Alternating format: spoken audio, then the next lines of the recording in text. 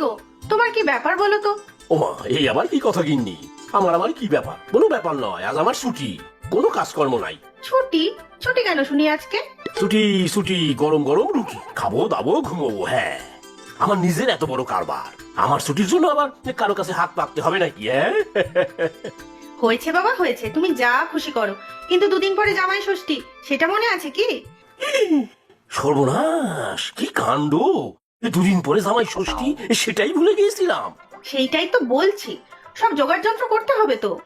আহা, জামাই ষষ্ঠীতে যাবো, তার আর এত চিন্তা কিসের? ধুতি পাঞ্জাবি পরবো, এক হাড়ি মিষ্টি নিয়ে বেশ ছাতা মাথায় দিয়ে তোমাদের বাড়িতে ঢুকে পড়বো। তারপর তোমার বাবা মাকে ঢিপ করে একটা প্রণাম ঠুকেই খেতে বসে যাবো। হ্যাঁ, বেশ কবজি ডুবিয়ে পাঠার মাংস খাবো কিন্তু। হ্যাঁ, বলি তোমার কাণ্ডটা কি শুনি? কেন গিন্নি কেন? বুড়ো বলে কি আমি জামাই না?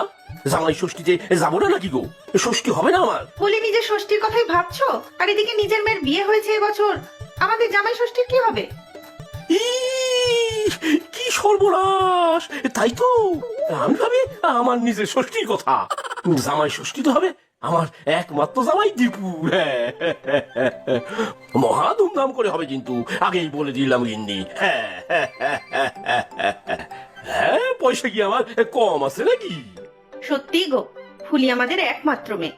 তুমি যাও, ও বাড়ির সবাইকে নিমন্ত্রণ করে এসো, আমি এদিকের ব্যবস্থা সব করছি। কি হবে বলো তো ঠাকুমা, আমার একটু চিন্তাই হচ্ছে। ওরে পাগলি মেয়ে, এতে তোর আবার কি চিন্তা রে? হ্যাঁ, আমাকে দেখ, কোনো চিন্তা দেখেছিস? সব সময় শুধু ডাকের অপেক্ষায় আছি। তোর বাপ ডাকলেও যাব, আবার যমরাজ ডাকলেও সুরসুর করে চলে যাব। ও ঠাকুমা, তুমি কিন্তু এসব কথা বলবে না, তাহলে কিন্তু আমি তোমাকে জড়িয়ে ধরে খুব কাঁদবো। আমাকে ছেড়ে তুমি কোথাও যাবে না, যমরাজ নিজে এলেও না। আচ্ছা বাবা, আচ্ছা, কিন্তু তোর বাপ ডাকলে তো যেতেই হবে নাকি? কিন্তু ঠাকুমা, বাবা তো এখনো এলো না আমাদের সবাইকে নিমন্ত্রণ করতে। জামাই ষষ্ঠীর কথা ভুলে যায়নি তো? তাই তো, যদি ভুলে যায় তাহলে তো খুব মুশকিল। অত ভালো খাওয়া দাওয়া সব ফসকে যাবে। এক কাজ করি ঠাকুমা, চলো তুমি আর আমি যাই, গিয়ে দেখি ব্যবস্থাপনা কিরকম কি চলছে। তা আমি কেন?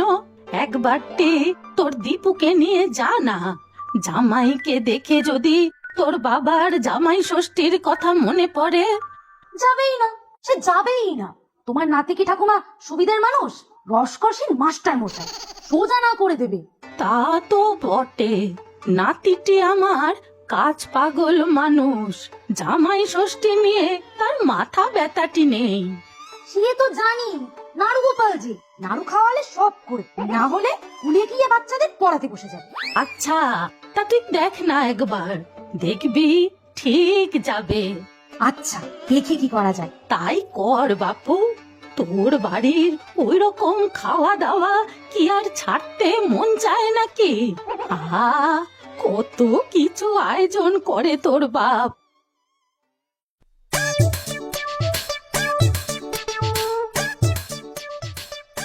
এই যে নাড়ু গোপাল, গায়ে হাওয়া লাগিয়ে ঘুরে বেড়াচ্ছ, আসল কথা মনে আছে তো? এই তুই আবার নাড়ু গোপাল বলছিস? কি বলছিলি বলতো? গায়ে হাওয়া লাগিয়ে ঘুরে বেড়াচ্ছি মানে? ওই একই হলো, বিয়ের পরে বউকে নিয়ে কোথাও একটু ঘুরে বেড়াবে তা তো নয়, সারাদিন শুধু কাজ আর কাজ। দূর, বাপের বাড়ি চলে যাবো আমি, ঠাকুমাকেও সঙ্গে নিয়ে যাবো। ও তাই নাকি? তা যা না বাপের বাড়ি, কে মানা করেছে? তবে সঙ্গে আমার ঠাকুমাকে কেন নিয়ে যাবি শুনি? ওটি হবে না, সে আমার ঠাকুমা, তোর নয় কিন্তু।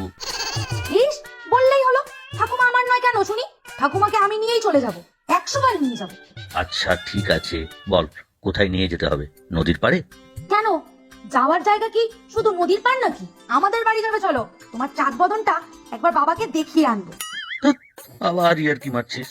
না গো, বাবা নিশ্চয়ই তোমাকে ভুলে গিয়েছে, তাই জামাই ষষ্ঠীর নিমন্ত্রণ করতে আসেনি এখন। ও এই ব্যাপার, তোর বাবার সামনে গিয়ে আমি কাকতাড়ুয়া সেজে দুহাত তুলে দাঁড়িয়ে থাকবো কি, তাই তো? তাতে যদি তোর বাবার জামাইয়ের কথা মনে পড়ে। আহা, এত রাগ করছো কেন? ভুল তো মানুষ মাত্র সবারই হয়, তাই নাকি? বাবা কাজের মানুষ, একটু না হয় ভুলেই গিয়েছে, তা আমাদের তো উচিত একটু মনে করে দেওয়া। ও তাই বুঝি? তা আমি কেন, তুই গিয়ে মনে করে দিয়ে আয় না। ছি, সে কি হয়? তুমি না বাবার একমাত্র জামাই, জামাই ষষ্ঠীর কথা জামাই মনে করাবে না তো কে করাবে শুনি? আচ্ছা চল তাহলে, এই চাঁদ বদনটা গিয়ে তোর বাবাকে দেখায়, দেখি একমাত্র জামাইয়ের কথা ওনার মনে পড়ে কিনা। ফুলি, দীপু, ঘরে কে আছো? মাসিমা, মাসিমা। কে? এই তো মাসিমা, একটু অসময়ে এসে পড়লাম। হ্যাঁ, আরে এসো এসো, একটু আগে তোমার কথা হচ্ছিল ফুলির সাথে। বটে? আমার নামে সব অভিযোগ করা হচ্ছিল বুঝি? না বাপু না, ফুলি তো বাবা বলতেই অজ্ঞান। তা ঠিকই মাসিমা, ফুলি আমার একমাত্র মেয়ে, বাবাকে ছাড়া তার একদিনও চলতো না। তবে তাতে দুঃখ কি, মা আমার আপনাদের বাড়িতে ভালোই আছে, আপনারা সবাই ওকে আগলে রেখেছেন। ফুলিও আমাদের ভারী ভালো মেয়ে, এবারের সবাইকেও প্রাণ দিয়ে ভালোবাসে। তা বাড়ির সব কোথায়? কাউকেই তো দেখছি না। দীপুর বাবা মা তো শহরে গিয়েছে, ফিরতে রাত হবে। আর ফুলি আর দীপু বোধহয় একটু বেরোলো। তাই নাকি? তাহলে কি হবে মাসিমা? কেন বাপু, কি এমন সমস্যা? জামাই সারা জামাই ষষ্ঠী হয় নাকি? জামাইকে আর আপনাদের সবাইকে নিমন্ত্রণ করতে এলুম, কিন্তু কেউ তো নেই। সে চিন্তা নেই বাপু, আমাকে বললেই হবে। আমি সবাইকে নিয়ে ঠিক সময় পৌঁছে যাব। সে তো অতি উত্তম মাসিমা, আপনি হলেন ফুলির পরিবারের মাথা, গৃহকর্ত্রী। আপনি কিন্তু কাল সবাইকে নিয়ে সকাল সকালই চলে আসবেন। হ্যাঁ আচ্ছা বাপু, আচ্ছা। তা ব্যবস্থাপনা সব ঠিকই চলছে নিশ্চয়ই? ব্যবস্থাপনার কথা তো ভুলেই গিয়েছিলাম আমি। যাই মাসিমা, খাওয়া দাওয়ার সব ব্যবস্থা করি। সেই ভালো, খাওয়ার ব্যবস্থা ভালো হলেই ভালো, বাকি সব কি এসে গেল। কিছু চিন্তা করবেন না মাসিমা, সবকিছুরই সুবন্দোবস্ত হবে। হ্যাঁ, পয়সা কি আমার আর কম আছে নাকি? ওমা, দীপু আর ফুলি, এসো এসো, ভিতরে এসো। বাবা কোথায় মা? এসে শুধু বাবার খোঁজ কেন? আমার সাথে দুটো কথা বলা যায় না নাকি? আহা, আমার ভালো মা, আবার রাগ করে দেখি।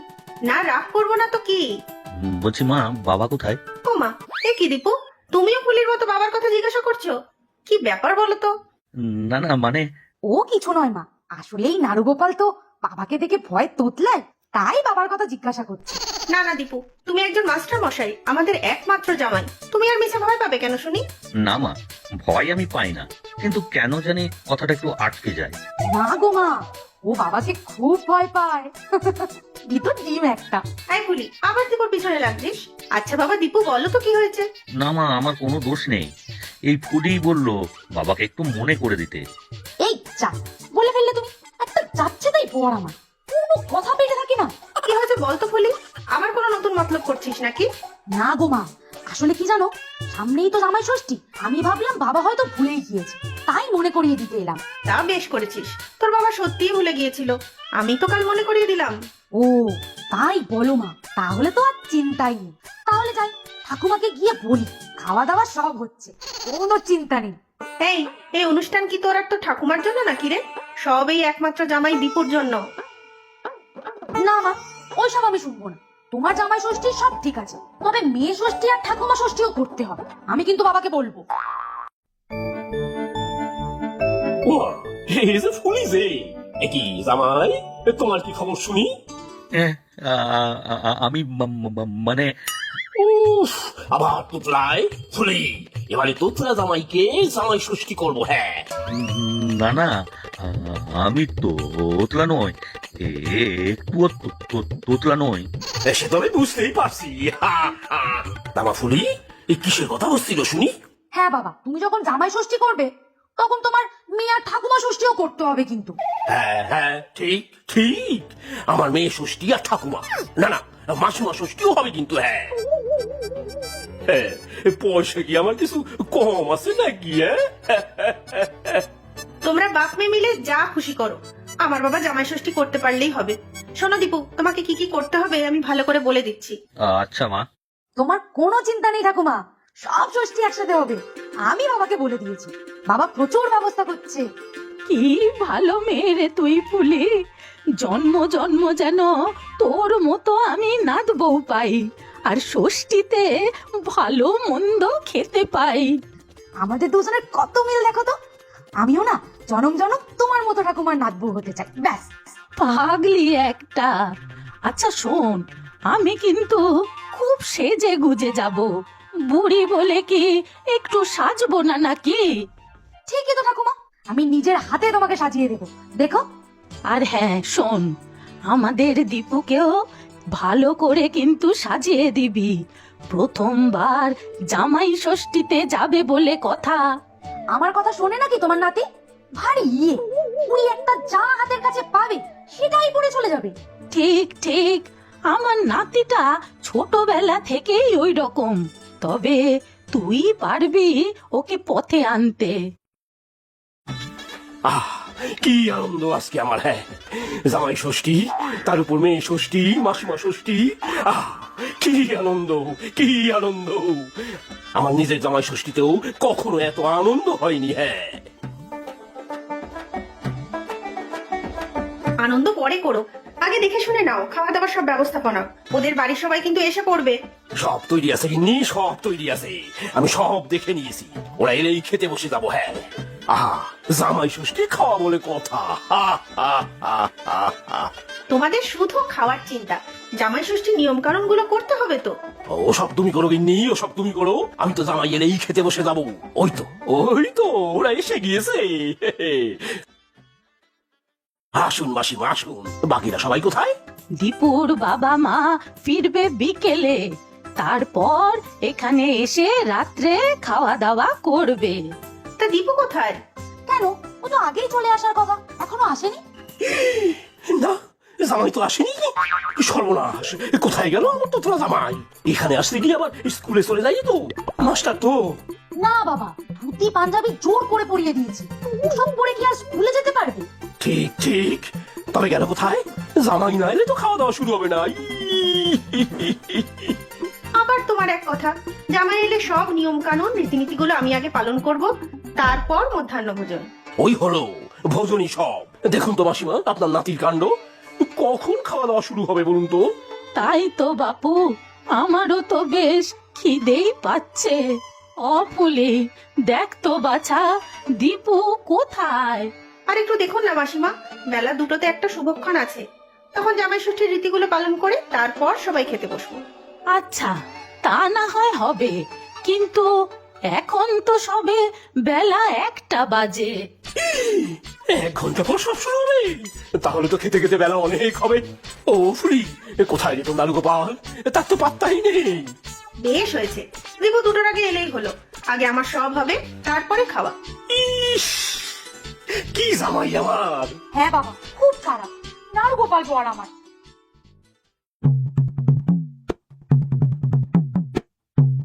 এই তো দেখো দেখো গিন্নি, ঘড়িতে 2টো বাজতে যায়। কোথায় তোমার জামাই শুনি? আহা ধৈর্য ধরো, ঠিক চলে আসবে, বাজুক তো দুটো।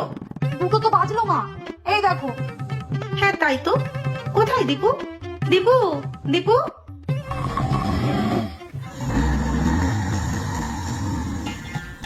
উফ, নাক ডাকার আওয়াজ। কিন্তু চেনা চেনা লাগছে, নিখাত নাড়ু গোপাল।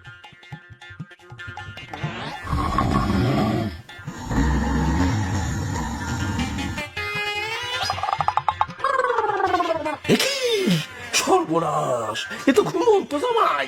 বুঝলে বাবা, এ নিশ্চয়ই মার কারসাজি। আগের থেকে যুক্তি করে দীপুকে লুকিয়ে রেখেছে, যাতে পঞ্জিকা মিলিয়ে সময় রেখে জামাই ষষ্ঠী করতে পারে। এ তো ষড়যন্ত্র, এত বড় নাটক। বেশ হয়েছে, কি ভাবছো? নাটক কি তোমরা বাপ আর মেয়ে করতে পারো? সত্যি বাপু, বৌমাও আমার কম যায় না।